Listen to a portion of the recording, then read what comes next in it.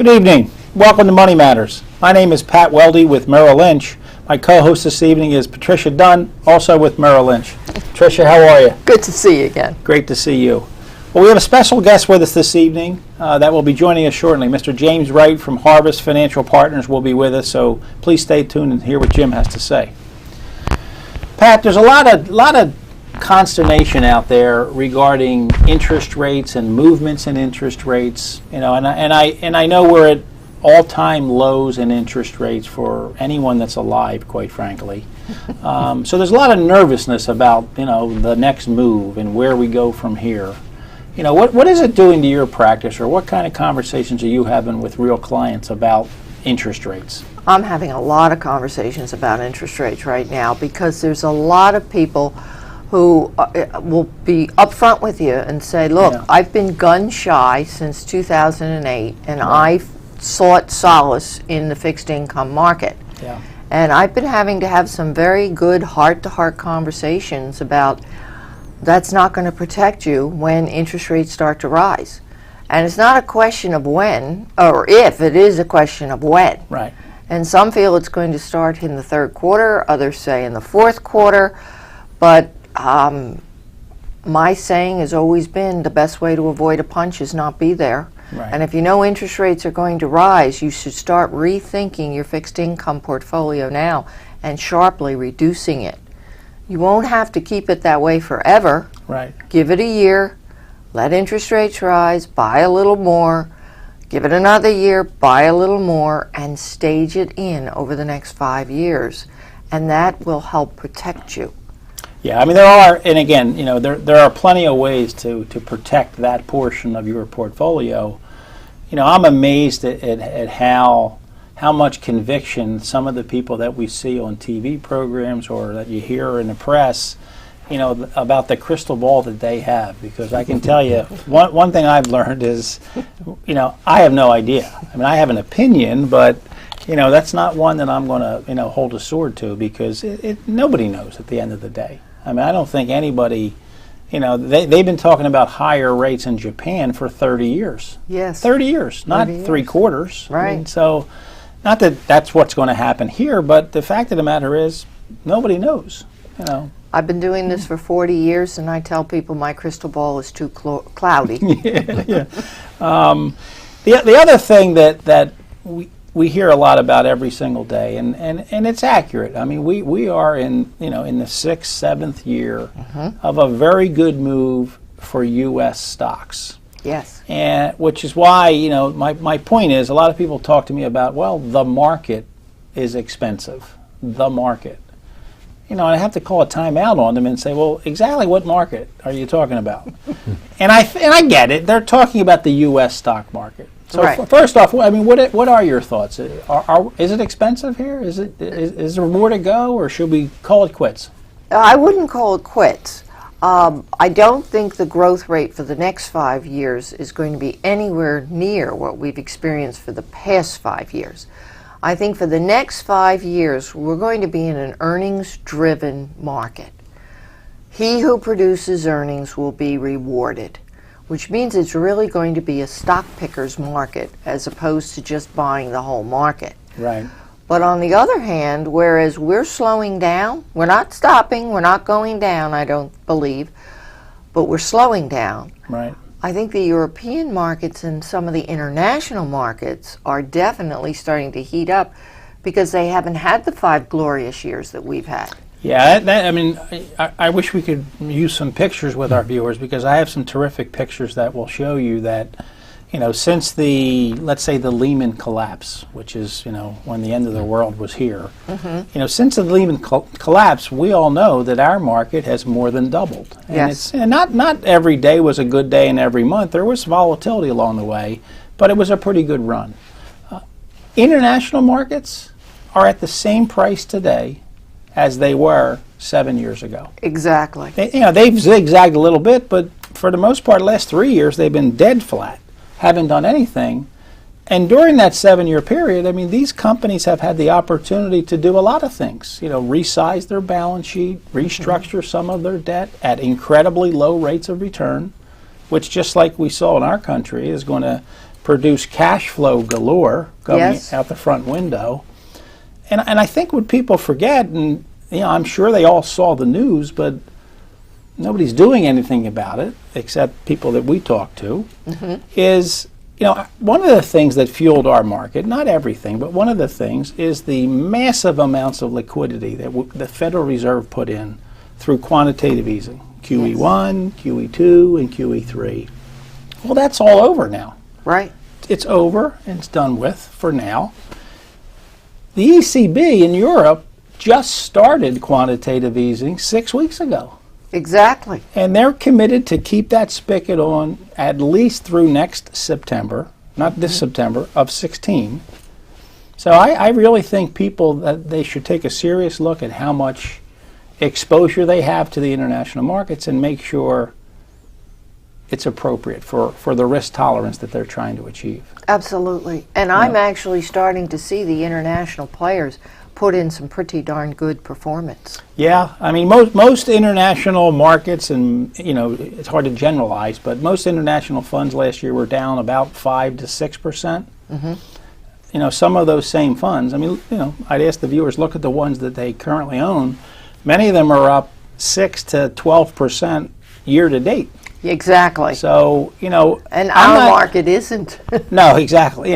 So I don't think I'm guessing it at international. I think we've already seen the start of it. So I do think too. there's some real good things that are coming our way. I do too. Do you have time for a viewer question? Oh, sure. I have a viewer question from Beth Abbott from Ardmore, who asks, what is an extended or stretched IRA? Excellent question, Beth. A stretch IRA is a gift if you are so lucky to have one. Let me explain. The investing public has a vast majority of their money in retirement plans. 401ks, which then they retire, they roll them over, and they have IRAs. They have these huge IRAs compared to their personal assets. Right. Now, this is money that mom and dad worked hard for throughout their entire career. They're going to live on these IRAs and Social Security for the rest of their life.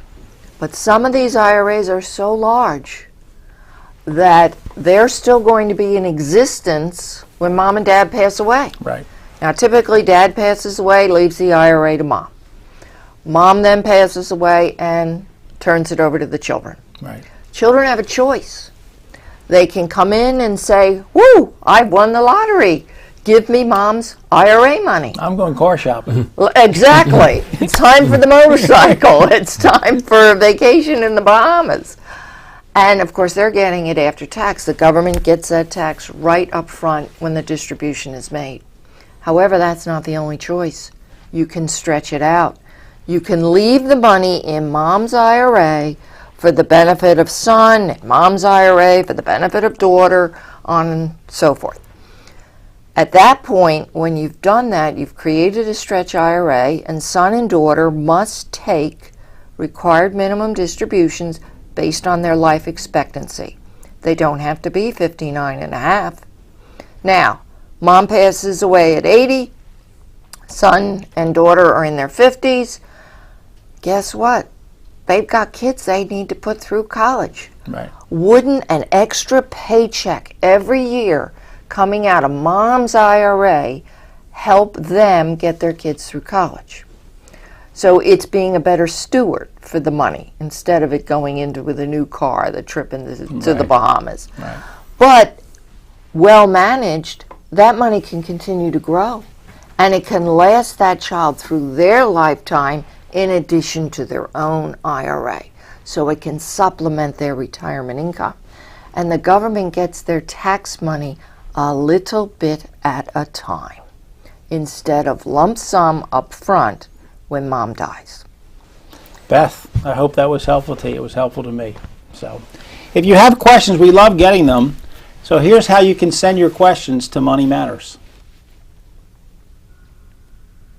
You can have your questions answered on Money Matters. Please go to our website, money-matterstv.com. On our homepage, click on the banner on the right that says Send Us Your Questions. While you're on our website, you can find information about our host and guests, as well as show notes and links about this show and past shows. Money Matters is also available as a podcast on iTunes and Stitcher, so you can listen to Money Matters while you're on the go. That website address, again, is money, M-O-N-E-Y, -matters, M-A-T-T-E-R-S, TV.com. Well, thank you, and we look forward to getting your questions when you send them in. As I said, we have a special guest at this point. I'd like to introduce Mr. James Wright from Harvest Financial Partners. Jim, welcome to the show. Thanks, Pat and Pat. Yes. Good to be with you. Good to meet you. Tell us a little bit about your practice. Tell us a little bit about Harvest. Sure. First off, again, appreciate the opportunity to talk to both of you today. Harvest is a firm that my partner, John Fadiman, and I started back. Our timing was a little bit interesting back in early 2008, before the market crashed. But the fact is, we're still here today, so wonderful. I guess that's a good thing. But John and I have known each other for over 30 years. We went to college. We were roommates together. We were on the Vassar College rugby team, and so we've known each other a while. And we joined forces, like I said, in early 2008 because we thought we had very complementary skill sets. My background has been as a portfolio manager and an analyst, an investment guy most of my career. John came at things, he has a law degree, but he also is a financial planner. So we thought with those skills, yeah, we could offer a lot to our clients. So when we formed Harvest, we also made a conscious decision that we were going to have no minimums. So we will work with someone if they have $10,000 or $5 million. So we work with all range of people because we know everyone needs some good financial advice today. That's excellent. Now, giving the two backgrounds, which are two solid backgrounds, very complementary, how have you melded that into an actual investment approach, an investment strategy? Like, what's your overall strategy to approach small accounts, to approach bigger accounts? Okay. Yeah. Well, first off, one thing we don't do is we don't have models. We really try to personalize our accounts to our clients and what they're looking for. So there's certainly some commonality between them, but they're very customized and individualized for the client and their needs. But what we do is we use Charles Schwab as our custodian, and then we have a whole range of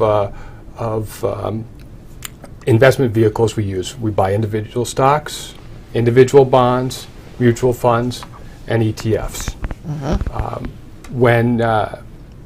How we would typically start with a portfolio, first off, obviously we'll talk with them, we'll get to know them, we'll learn about their, what their needs for the portfolio are, what their risk tolerance and liquidity and so forth, and we'll come up with an asset allocation. But once we've come up with an asset allocation, we'll usually build around that. We'll start with a core of individual stocks.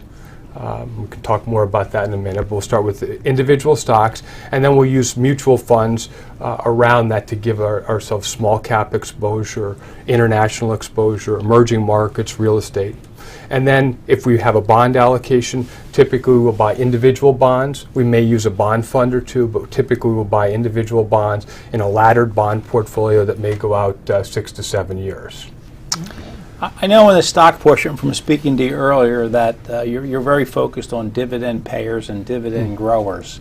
Can you talk to us about why that is the case? Sure. That is the one core of every stock that we buy is it has to pay a dividend.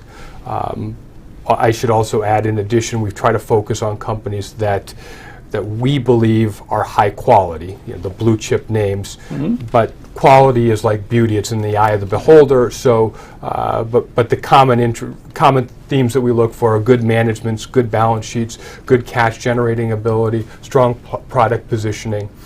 And then the final component, along with dividends and quality, is we like valuation. We focus a lot on valuation because there are a lot of good companies out there that pay a dividend, but if you Right. pay too high a price for them, they're not going to make a great investment. And we like to think longer term for our clients, so we really focus a lot on trying to get stocks when they're cheap, inexpensive. And I asked Pat earlier about market valuations here in the United States. So let me ask you: Are you still able to find good quality stocks that pay dividends that are at attractive prices? It's been tougher. The most fun time we had. So we started in 2008, and there was obviously a lot of tension during and angst during that year. But probably the most fun time that we had was the summer of 2011, when the market dipped. Probably the last time we had any kind of decline in the market. We were coming in, it seemed like every other day, finding these great companies at just super cheap prices. Right. And we love that. It's not been like that today. It's I was actually looking recently, and I think over the last year and a half, we've probably bought 10 or 12 new stocks for clients. Okay. It's just we're out there looking every day, Right. but it's been hard finding them, and so it is a tougher market. We do think, we focus much more on individual companies than overall market valuations, but kind of picking on a little bit what you guys were saying earlier, stocks in the U.S., they're not overvalued, Right. but they're not cheap either. And I think with the potential for rising rates, I think the best we're going to get is probably earnings growth. It kind of follows what you were saying, Pat, that those companies that grow earnings are the ones that are going to do well, and I think that's the case, because probably the market as a whole may see 5-6% corporate profits growth in the next few years, and that's probably the best case you're going to get, because I don't think you're going to get a lot of multiple expansion in the market as a whole today. Well, Jim, let's switch gears a little bit. We talked earlier about the rising interest rate environment that's upon us. Okay. You mentioned that you do bond laddering. Yeah. Can you explain why that's a good strategy to use in a rising interest rate environment? Sure. First off, I should just say that we like, one of the things that I think helps us in any kind of environment is we do like to focus on buying individual bonds. For a couple of reasons. The primary reason being we will lock in a return the day we buy that bond. If we hold it to maturity, we know what we're going to get on that bond.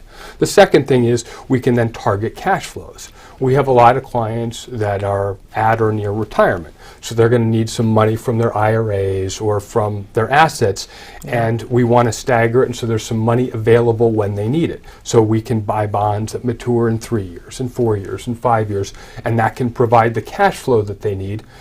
It also can be protective, because who knows, in 3 years we may have another 2008 or 2011, and you'd hate to have to sell stocks to fund a client's cash needs at that time. Right. So by having bonds mature on a regular basis, that provides us a stream of cash flow. So that's what really our bond ladder is. We're buying bonds. We don't really go out too long. We're going out about 5 to 7 years. So we'll have bonds maturing in 16 and 17 and 18. Sure.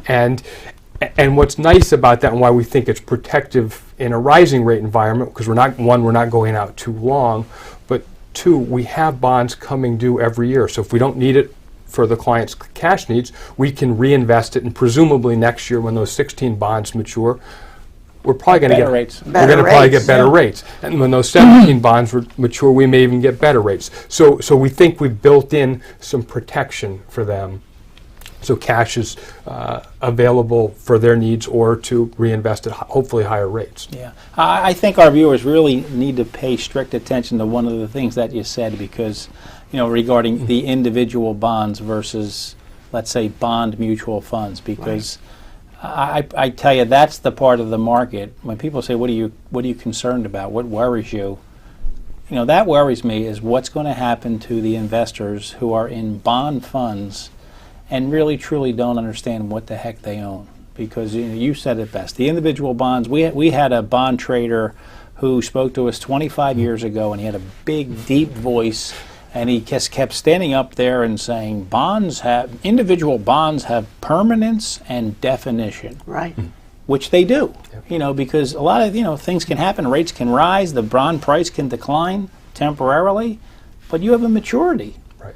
If you own a bond fund, there's no maturity. Exactly. And if your next door neighbor who owns that same bond fund panics and calls whomever they call and says, sell my bond fund, they're selling my bonds too, and that's a permanent loss of capital. Right. I think people need to really pay attention to what you said. It's, Yeah. You kind of snuck it in there, but it's critically important. And and I won't say that we've never used bond funds, because for smaller accounts we do need to use bond the funds. diversification, But sure. But there we'll tend to use very short Right. maturity, short duration Short funds, duration, because we yeah. don't really want to take a lot of interest rate risk in this environment. We do think, and it's a joke that we've had ever since we started in 2008 and kept saying that we thought that interest rates had nowhere to go but up. One of these days we will be right. Yeah. 7 years later, maybe we're on to something, but at some point interest rates are going to rise, and at least we know with these individual bonds, while the rates aren't great today, at least we know we've got a positive return, Sure. and we've got cash coming in when we need it. Current market conditions, we've talked about some of it already, but let me ask you the question that I threw out there. What worries you? What concerns you at this point? Well, I think we've had one of the longest stretches in history without a 10% market decline. I think the last time we saw the market go down in any significant way was in that summer of 2011. So we've had there's been some bumps along the way, and we have had 5 to 6% declines in stock prices. We haven't seen anything significant, and I think that we're due for a bit of a correction. And I'm not predicting a bear market or anything horrible, but I do think we're in for a little bit of a correction, and I think that may scare people, because you probably do have some people that have jumped into the stock market, have put money into the market that maybe doesn't belong there because it's been the only game in town, and so they're going to potentially be late to the party in the stock market, and then they're going to panic when the market goes down and potentially snowball what would and should be a normal 10-ish% correction. So that's one thing I think that's a bit worrisome. But again, we talked a little bit about it. But if you focus on individual companies, then you try to take your clients' focus off the market as a whole, and you can talk about Apple, you can talk about Pepsi, you can talk about Coke or Exxon, and while they each have their issues, it's a little easier, I think, for an individual to understand what Apple's issues are, or Coke's issues are, or Exxon's issues are, than it might be the market as a whole. Yeah. And like you, we are big fans of international. We have been shifting a lot of money overseas, and right now probably about a 25 to 35% of a typical client portfolio, equity portfolio, is now in international funds, whether that's international large cap, international small cap, or emerging markets. We just think that's where the real opportunities lie. Yeah, I agree. All right. Well, I've been very impressed by your website, and there's a couple of phrases there I'd love you to add or make comments on. One is, strive to be patient investors in an impatient world. I couldn't agree with that more. And never confuse activity with progress. Would you elaborate on those two? Sure. I think it really comes down to two words: patience and discipline. Yes. We in today's environment, you got to do your homework. You got to find companies that you like. But as I said earlier, a good company that pays a dividend may not be a great investment if you're paying too high a price or too high a valuation. So you got to wait. You got to do your work and then wait and pick your spot when you want to enter these companies, and then be disciplined. You can't get caught up in the euphoria of the market. I think it's really interesting. We've got, my partner and I refer to it as kind of a CNBC-oriented world where Yes. where you have to be a bull or a bear. You can't be like most people, which is somewhere in the middle. Where you know, I call it thoughtful, because most people don't have every dollar in the stock market or are completely out of the market. Most people are somewhere in the middle, and that's, you don't need to be trading your money all the time. And I think some of the guests and some of the people, the financial writers, encourage trading and activity. And we just, as I said earlier, we've bought like 12 new stocks in the last year and a half, and we're working hard. We're trying to find stocks that we like, Right. but we're just going to be patient and wait until they come to us, as opposed to jumping out and grabbing something that doesn't make sense. I couldn't agree with you more. I know your firm's also active in the 401k area. Tell us a little bit about what you do for 401k clients. Sure.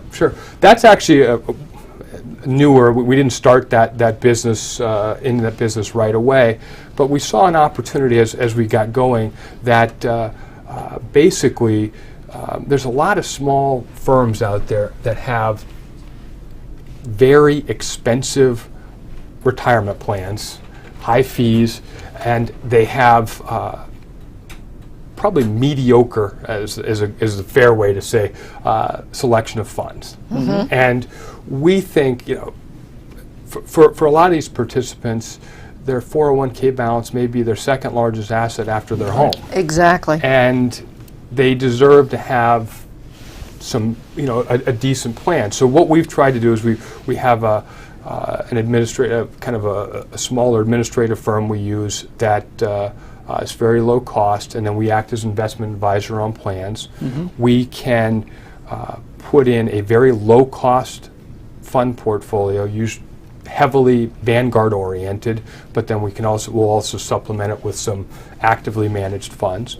And then because and this gets a little bit into minutia, but because we're registered investment advisors and we're not compensated by fund sales, we're actually able to give specific investment advice to participants. So we can sit down with them, and again, we're talking small plans. Help them allocate their plan. And really help them allocate and say 10% in the Vanguard 500 fund, or 10% in the Vanguard Total Right. Bond Fund, as opposed to just kind of providing the general education that a lot of people get. So I think that's helpful, and we can take into account all their other assets too, because sometimes this is their only asset, but in some cases it's part of a big household. You'll have to come back portfolio. and tell us more about it next time. We're Okay. out of time, but we really appreciate all your thoughts today. Our next guest is going to be Dr., and I'm going to apologize, Dr. Oye Olakotin, who's the president and CEO of Epigen Pharmaceuticals, who are developing cardiac therapies. So, as always, we do appreciate your time, and as you know, your money matters. Thank you.